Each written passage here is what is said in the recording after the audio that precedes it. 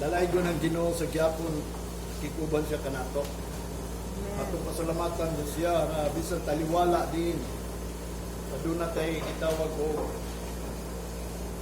ng dangerous, no? Time. Ang Ginoo man po nagbuhat ining atong kahimtang karon. Kaya ang Ginoo nagsilot sa mga katawhan. Na din mo kani ang gitawag ko iyang pahinumdom nato. Nga din kita makahinumdom kaniya. Nga din siya hapit na bubalik. Atong unang panahon, ang pandemic o dili pandemic, pestilence, epidemic lang. Wala na hitabo sa tibuok kalibutan ang epidemic. Diverse places lang. Sa nasa lang nga lugar. Ito mga Ebola, wak abot sa tuwa dire, o doon ay nag-abot gamay lang, mga SARS, wak abot sa tuwa dire. Wala gyud ng kalibutan, wala gyud naka sinati. Pero karon, o bitaw gitawag ni pandemic kay whole world. Dungan tanan. Unya diya sa prophecy ni o sa sulat ni Jesus Christ, sa pulong ni Jesus Christ, nagingon siya, sa diya moabot na ang pestilence, mao na iyang gingon nga ikatulong katapusan niya ang ilhanan sa iyong pagbalik. Mao nang gingon niya, mangandam na ta kay siya hapit na mobalik. Mao na niya ang nahitabo, mao na tibuok kalibutan. Mao na niya ang final, mo to akong gingon sa inyo, mga final time, no? Final judgment, the final calling of repentance. O ito ito, ipanulti ninyo. Kaya kini pandemic, tibuok kalibutan ni. Sa Bible, dagay pandemic nga ng hitabo. O dili matawag og pandemic, pestilence nga epidemic lang. Kaya sa ilaha to dapit sa Israelites. Sa mga tao nga dili iya sa Ginoo, samtang ang mga Israelites nagakinabuhi sa kalibutan, ang Ginoo di manuko nga padalan niya og kasakitan ang mga tao nga dili sa Ginoo. Unya sa diya nga ang mga tao nga iya sa Ginoo tung unang panahon pag dili gani sila mutuman sa sugo sa Ginoo, diya na sila padalan og epidemic, kasakitan. Pabitaw nang dingon si David nga kadaghan na daw giluwas sa Ginoo ang mga Israelites. Mo ni ako karon ang gingon sa inyo nga mo ni ang last nga iyang pagaluwason ng mga tao. Nga din ang iyang luwason sa mga tao, sa mga Israelites, katulang remnant, o sa mga Gentiles, mga remnant pod. Gingon ko na kaninyo, kanang remnant, gingon pa sa Ecclesiastes, gingon pa ni Solomon, nga kanang na snare, no? Na put up sa gitawag og litag ba? Dili sa kalibutan, nga kanang nalitag sila sa pagpatuyang kanang gitawag sa ilang gibati nga naa sila'y talent, naa sila'y kabtangan, naa sila'y skill, kanang mga bright man nila ba nga nagpatuyang na lang wa sila kahinumdom nga di ng Ginoo hapit na bubalik tungod sa ilahang kanang pagkaabudansya. Tinuod man gyud na once gani nga ikaw abudansya sa kalibutan, makalimot gyud ka sa Ginoo. Kay unsa pa may mo pangitaon sa Ginoo nga naa naman katanan kay giprapisi man puna ni gisulti puna ni Solomon nga ang salapit sa kalibutan dipinsan puna sa atong kinabuhi. Pero ang pulong sa Ginoo gipadayag ni ngadto sa mga iya lang sa Ginoo, dili sa dili iya sa Ginoo. Sa mga iya sa Ginoo mo bitaw na tanan pulong nga gisulti niya bisan kanang 666 para lang ni sa mga Kristohanon. Katong dili Kristohanon magkinabuhi ra to gyapon magpamarka kay mo man ang pamaagi sa kalibutan. Pero kung ikaw usa ka Kristohanon, mahadlok gyud ka kung ikaw mamarkahan kay gisulti gyud ni Jesus Christ. O bitay nung si Jesus Christ nagtudlo og dalan kay siya ra man gyapon nagbuot ana. Kay kana manggod nang gitawag og Great Tribulation, mo man gud na ang panimalos sa Ginoo sa mga tao nga nangalagad sa Ginoo nga wa na ninuod. Mabita na kung makaila ka lang sa tinuod sa Ginoo, ang Ginoo adunay unong ka kinaiyad at kalibutan. Tungunang panahon, dili kaalagad giingnan ni Joshua ang mga tao sa Ginoo kay ang Ginoo siluso ug balaan. Sa diya nawan nila na nahimo kay di lagi daw kaalagad kung hinungdan nagpakasala sila, mana si Jesus Christ ni anhi bilang nga ang amahan nga sa langit na higugma siya sa kalibutan. Mo nang iyang gikaluy-an ang tao, mo na ang Ginoo nato love and mercy, mo na hinungdan gihatag niya ang grace nga mao si Jesus Christ. Gitagaan ta og grace bisan ang mga tao makasasala. Ingon ana ang Ginoo. Unya sa diya nga ni hatubo na ang katapusan mao na ni ang iyang last grace. Matod pa niya magpadayon pata pagpakasala aron ang grasya sa Ginoo mudagaya pa. Kung gingon ni Apostol Pablo sa Roma, dili na mudagaya kay ngano man nagpakasala na ang mga tao. Nawad na si Maya sa Ginoo mo bitaw nang ipadala niya pestilence sa diya nga ang tao yung painumduman nga din sila nakalimot nga sa Ginoo. O sa nakita karon mga tao karon nga alagad sa Ginoo nakalimot na sila, although nagasimba nagadaig ang nakalimtan lang niya kanang paghimaya o pagpasalamat sa Ginoo. Mo nang giingon ni Apostol Pablo, although they know God but they did not glorify Him as God nor thankful as God. Wala nila pasalamati, wala nila himaya, ingon nga Dios, although naghimaya sila, kaya nakaila sila sa Ginoo.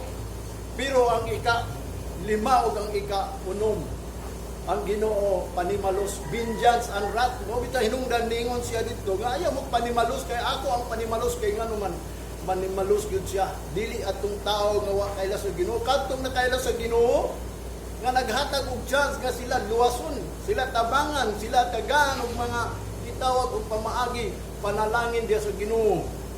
Nga din wala nila tinud-a. O bitaw nang hinungdan nga karon ang pandemic nahitabo og kalibutan bilang pag-cut off ningon pa ni Apostol Pablo. Gi-cut off niya ang righteousness tanang tao sa kalibutan ng mga Kristohanon bisag di Kristohanon nga nangalagad ug nakaila sa Dios nga naa sa langit, gipang-cut off ang ilahang pagsimba. Ang ato ang pagsimba gipang-cut off. Mo man giingon ni Apostol Pablo diya sa Roma chapter 9 verse 8 and 9. Nga naman kay mag-set siya og time, a short time, mubo lang. Kaya nga naman, gikat off naman niya ang grace. Nga din, nag-ingon si Apostol Pablo, magpadayon ba pagpakasala? Aron mo dagaya ang itawag o grasya sa Ginoo, dili na niya ipadayon. Kaya kung nagpadayon at pagpakasala, wala na ipadayon sa Ginoo ang grasya. Mabit ay ninungdan, ang final nang Ginoo naghatag nato chance tungod sa iyang gugma pagyod. Mo nang giingon sa Isra, extension of mercy. Kay kagadtong gihatag pa sa Ginoo kang Isra nga maora to ang extension sa mercy sa ilaha, wa na ang Tatay Kristo karon. Wa na tay pagpangalagad kay ngano man little raman to. Mo bitay hinungdan ang pulong sa Ginoo na giingon the same yesterday and today and forever. Nakatong gihatag niya nga tayong nga gamay nga wa panumbalinga sa mga iya sa Ginoo, labi na ang mga Kristohanon kundi ta manumbalinga na sa tinuod lang short time ra ang gihatag sa Ginoo sa diya nga nahitabo ang pandemic. Mo na ang final ingon pa ni Apostol Pablo kanang natapos na sa Philippians chapter 4 verse 8. Mo nang niingon siya dito, finally, brethren, whatsoever things are true. Muna ang katapusan, karon kinahanglan ang atong pagabuhaton diya sa Ginoo, kinahanglan tinuod. Whatsoever things are honest. Kanang honest ta diya sa Ginoo ba? Mabita nang gusto ko mag-sit na to og time aron makita gid kung unsa ta ka honest. Unsa ta ka matinud-anon diya sa Ginoo kay abi nimo sa tinuod lang kung dili ta honest kay numdum mo atong si Pinocchio, story ni Pinocchio. Taas na atong ilong. Taas ang ilong ni Pinocchio basta di siya honest. Umakat siya. Okay lang utag ilong may mutaas na to, kung ang sungay may mutaas na to, mo nang lisod na. Mo bitaw na iyang giingon, whatsoever things are honest, whatsoever things are just, kinahanglan matarong na, matarong nga pagsimba, tarong nga pagdaig, tarong nga unsay atong bulaton dito sa Ginoo, magtarong na ta kay finally naman ni. Matod pa niya, whatsoever things are lovely. Kanang hiligugmao na ba? Nga ang adlaw sa Ginoo, higugmao na, kanang higugmao na, importante na kayo na. No? Kanang gibati na nimo nga kana, importante na na. Ang balay sa Ginoo, importante na na. Ang pulong sa Ginoo, labaw pang importante na. Lovely na na, hiligugmao na yun na. Muna yung gingol, whatsoever things are good report. Kung unsa man ang tanang mga butang, nga bilang ikaw Kristohan, kinahanglan doon ay good report. Anong good report? Nga ikaw makitaan sa mga tao nga maayo ng tao. Kanang mga Christian nga why chismis nga madungog nimo dito nga ikaw ingon anak ka, Christian man unta ka, ingon anak ka. Anong manaway man ka, anong mukan man ka. Ang gusto niya, ang tanan butang bilang kitang nangalagad sa Ginoo, kay Christian man naanda nato, sa tinuod lang kanang Christian ingon ni Apostol Pablo kalibutanon ra na. Kung basahon nato ang Bible, kita mga balaan kay gigwasan nata sa dugo ni Kristo, mo nang gitawag tag mga balaan. Mo na hinungdan si Satanas, sabiha nga munaog na siya diri, unya musud siya sa hari nga magbalaod siya sa 666. Yang gugdong to mga balaan, kadtong mga balaan nga nangundang, kadtong mga balaan nga wa nagtinuod. Mga balaan nga dili honest, dili just, dili pure, dili lovely, ug walay good report nga bilang sila Kristohanon. Matod pa niya dili sa unahan, if there be any virtues o virtue kanang kinaiya ba, kung doon na may mga kinaiya sa pagka-Kristohanon na, matod pa niya, and if there be any praise kanang sa pagpasalamat, think of these things. Matod pa niya, kung doon na may mga kinaiya sa Kristohanon, una, true, honest, just, pure, lovely, good report. Mauning mga kinaiya nga mao kini ang magadaig sa Ginoo. Huna-hunaan ning butangan ni kay katapusan na. Ini ba nga to ang pagdaig sa Ginoo? Mao ni ang finally nga butang nga atong pagabuhaton dia sa Ginoo karon. Kay muingon ko ninyo, nag-extend na ang Ginoo og mercy. Matod pa sa Ezra chapter 9. Matod pa niya dito, gi-extend lang niya ang mercy niya karon. Mo bitan na nung doon kining mga gitawag og mga kinaiya sa usa ka nangalagad sa Ginoo, mudayeg sa Ginoo. Isipag yun ding butangan ni or kana ba? Tinuod ba ng imuha?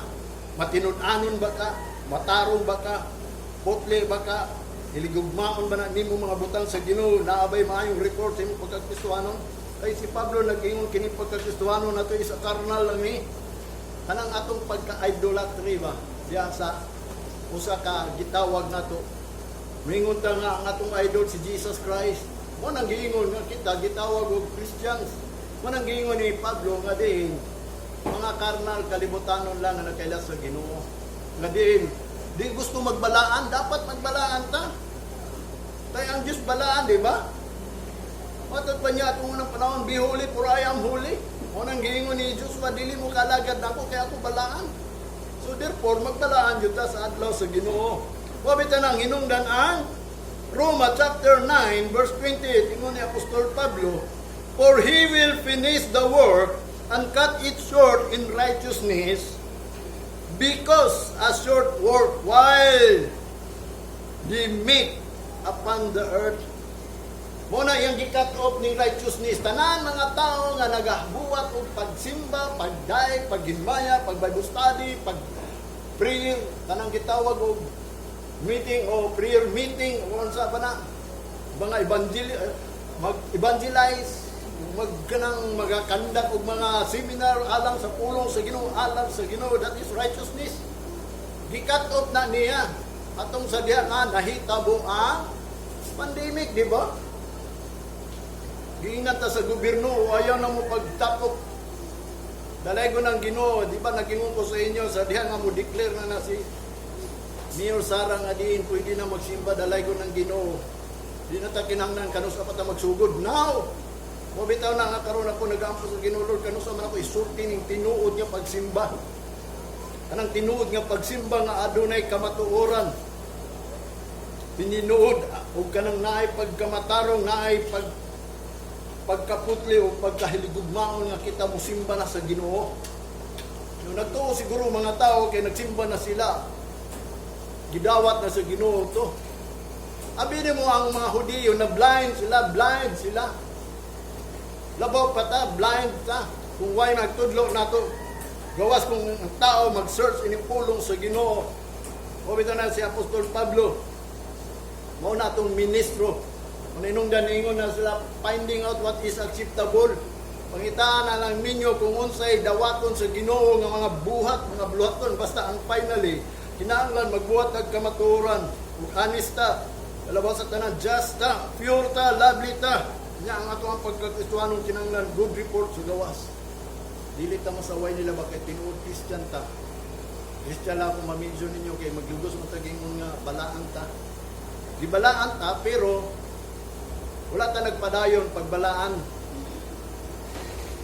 Kay giugasa naman ta sa dugo ni Kristo. Muna balaan ta. O bitaw ni hinungdan ang Ezra chapter 9 verse 8 and 9. Nagatag siya gamayng time. O ni a little time. O ni ako ipainumdum ninyo ha. Karon, final na ni magsugod na ta nga kining mercy nga gi-extend sa Ginoo. Gamay lang ni. Ezra chapter 9 verse 8 and 9. Sa verse 8, kay gipahinumdum na ron ako ni ninyo. Ang gihimo sa Ginoo ngadto kang Ezra, matad pa niya a little space of grace. Gamay na lang nga espasyo sa grasya. Gamay na lang ato ang bugdunon. Kaya nga naman, wata kabalo, kanus ani undangon sa Ginoo. Giundang na ang iyahang grasya nga gikan sa cross na hangtod karon sa pandemic. Kay kani pandemic pahinumdum ni na bilang siya apit na mubalik. Mo na gamay na lang ang time. Mo na si Apostol Pablo nag-ingon, i-cut off sa Ginoo ang righteousness. Wala nay nakahimo og pagsimba, pagday katong paghitabo sa pandemic. Kamo saksigid mo ana, di ba? Pero dalay ko ng Ginoo nga ang Ginoo dili mo tugot sa tuwa. Manawag pa ang Ginoo og mga tao kung makadungog sila ning pulongan ni. Nga ang Ginoo naghatag og gamay panahon. Mo na iyang gingon sa Ezra, a little space of grace, a remnant to escape. O katong mga remnant maka-eskapo. Sa unsa kaning great tribulation, maka-escape ta ini. Kabaw mo nga kita ngano maka-escape ta kay ngano man. Nalitag ang tanang tao. Kanang mga skilled nila, kanang mga pagka-bright nila, nakalitag na nila kay ngano man. Napuno man sila sa gibuhat na kay makakwarta man sila mo nang nakalimutan nilang Ginoo, ang Ginoo hapit na mubalik. Matod pa niya, a nail in a holy place. Usa ni kabutang nga diin. Dihatagan siya og gamay nga space sa grace aron lansangan ta diha sa balaang puloy-anan. Kanang nails ba, kanang ilubong. Mo nang Ecclesiastes nagingon sa 12. Ang preacher, mo na yung nga sige lagwali, wa sila kabaloon sa criteria sa ka-preacher once nga magwali. Kung sa iyang gingon dito ni Solomon, a preacher sought a acceptable word. Ang preacher daw, ang magwawali, mangita yun na kanang mga pulo nga dawatunon. Like a driven nails. Sama sa lansa nga maayo pagkalubong nga diin dapat ang pulong sa Ginoo ipalubong gyud sa mga tao. Kaya ang pulong sa Ginoo is a judgment. Hukom na. Pag dili na nimo tinud-on, wa na, di gyud ka maluwas. O bitaw na maninuot ta finally. Mo ni yang giingon, a nails in his holy place. Kinahanglan diya sa balaang lugar sa Ginoo nga kanang mga pagsimba. Kinahanglan na diya ang pulong nga murag lansang na nalubong sa latod pagkasulti kanang fix na ba? Fix na nga pulong. Nga mao na niya itong buhaton karon mo na ako i-fix na ninyo ha kaning atong pagsimba i-fix na nato na. Nga unsa ka ng tinuod nga pagsimba, basig mingon lang mo nga tumati yung simba na mo. Sa tinuod lang, kini, di ba tihunon pa ni? Kay nga naman, dugay na kaayo, nga mga tao nang alagad, sa tinuod lang nga nung naay pandemic, ni bisita ang Ginoo, natural na kay nga naman, ang mga pagsimba sa mga tao, manang gingon, layo kayo sa Ginoo. Manang gingon dito ni Jesus Christ, these people draw near to me, with their lips and mouth, but their heart is far from me. They worship me in vain. Ang mga Hudiyo, kita may nagtudlo na to, nga kita mag-worship ta nga nga to kasing-kasing duol sa iya. Sa tinuod lang, kita kusugay ta mo-worship kaysa mga Hudiyo. Tagas kahit ang mga pag-awit niya sa tubangan sa Ginoo, murag ang atong dila o ngabil, duol kayo sa Ginoo, pero ambot lang ang kasing-kasing. Doon ba sa Ginoo mo ninong daningon siya? They worship me in vain. Sila labaw pata. Mo na hinungdan sa Apostol Pablo, pangitaan ninyo ang acceptable. Buwabitan ang gingon niya sa Isra. Ingon pa niya, "A God may lighten our eyes." Kaning gamay nga panahon nga gihatag niya sa mga tao sa Ginoo tung unang panahon. Nga gisulat ni Isra nga matod pa niya nga ang Ginoo magpahayag sa ato mga mata, sa laktod pagkasulti, kung kaniadto pa ni nahitabo ning gitawag og little grace o little space of grace, wa tay labot karon. Tinuod lang, di ba? Kay little gugyatan sila. Gitagaan sila little space of grace para nga sila mahayagan sa ilang mga mata. Kaya nga naman, sukad nga diin sila sa wa pa niabot si Isra, wa pa day sila mahayagi. Muna ang Ginoo ni Ani daw, matod pa niya, naghatag og little space of grace, matod pa sa Isra, nga naman, aron ma-enlighten ang ilahang mga mata. Mausad na kita. Ma-enlighten yun ang atong mata ba? Makasabot na kita ba? Nga diin, ang Ginoo tinuod. Na tinuod lang. Kining adlaw sa Ginoo, gibuhat ni niya. Mabitang mo yung kusay mo ko at muna sa diya pagsugod ng pandemic, mahadlok na no. Muna akong gingon, Lord, kinsa man ko kadlukan, ikaw ang mga tao. Muna ni Santo sa kunahuna, kinsa man ay nagbuhat ning adlaw ni. Ang problema lang kay giangalan ni gibalik man kunig Sabado. Mo ni ako isulti ko ninyo, ayaw mo padani sa Sabado. Kung mabalin gud ang tao sa Sabado, that is religions. Relihiyon na nang iyaha pagtuman. Kay kitang mga Kristohanon sa tinuod lang, dili ta mo subay sa pamaagi sa mga Hudiyo, although sila Sabadista, mabitaw nang dili sila musugot kang Kristo, kay nga naman, si Kristo wa mo po nagtudlo og sa Sabado, kundi nagtudlo siya og pahulay lang. Ang Ginoo nga si Kristo, nga mao kana ang naghimo sa mga hari dili, mabitaw na si Constantine the Great, kadtong ikaduhang hari sa Roma nga si Caesar Augustus, napulihan siya, gitawag Constantine the Great. Kaya nga naman, huyaw po siya mo ay nagbalhin sa mga pagsimba sa mga Kristohanon Domingo. So giunor to sa Ginoo, mabitaw ng giingon ni Apostol Pablo, tanan mga gobernador diri, mga hari diri ang Ginoo nagbuot ana. So therefore kita, Sunday ang gihatag sa Ginoo. Muna nga ang Sunday, labi na karon ng panahon.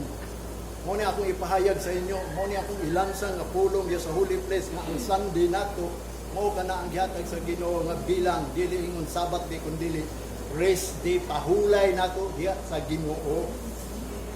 Muna iyang giingon, enlighten our eyes. Unya dinhi sa unahan sa chapter 8, chapter 9 verse 8, a little reviving, gamay lang ning pag-revive. Dili ni big revival, revival time, revival, little lang ni gamay lang nga revive niya ang mga Kristohanon. Katong nagkinahanglan sa Ginoo, katong gusto mo maluwas. Kaya nga naman, daghan ra bay ni biya sa Ginoo karon, naay gingon din sa Biblia. Nya mo nang di ta manguban sa namiya kundi adto ta nga atong pangayon sa Ginoo nga i-revive ta niya. Kaya nga naman, little reviving lang ni kining gitawag sa Israel nga little space of grace. Mo ni ang paghatag sa Ginoo nga kita ma-revive lang ta kan gamay. Buhi ta gamay ba? Kaya nga naman, labi na nga karon panahon no. At tuo ba mo sunod dining pandemic?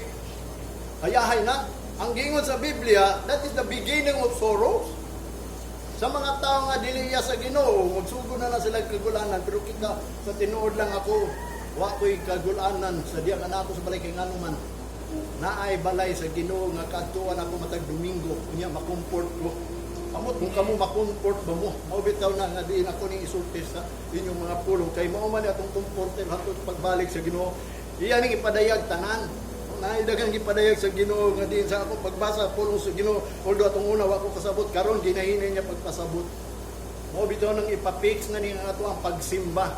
Unsaon na to pagsimba sa espiritu ug kamatuoran kaysa tinuod lang bisag unsa pa ang giwali sa pastor wa na sila nagtudlo unsa ay pagsimba sa espiritu ug kamatuoran.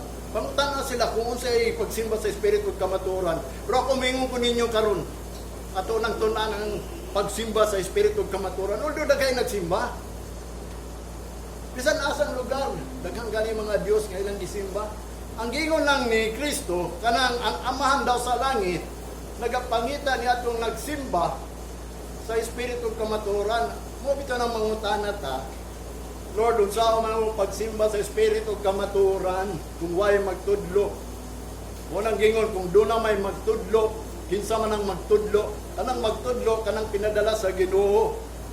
Kanang nagsakto gyud sa pagwali nga diin nga naa gyud na isulat sa pulong sa Ginoo. Mo na tungtun-an karon kay nganuman sa verse 9 sa Isra, extended mercy unto us lang ni pagsugod atong pandemic, gi-extend na sa Ginoo ang mercy. Gi-extend lang. Kay gi-stop naman niya. Kay katong pandemic whole world do, pahinumdum to sa mga Kristohanon, kung kana ba ang ilang pagpangalagad matinud-anon ba? Una nga, tanaw na to. Kay kuyaw man yung pahinumdum sa Ginoo, di ba? Unang delikado ganini kung mugawas na, pero dalay ko ng Ginoo say comfort niya sa tuwa sa pulong sa Ginoo sama ni David. Mo to tong gibasa sa Psalms 91. Basahan ninyo na kay maugid na atong life na sa diya nga naa ta sa secret place of God.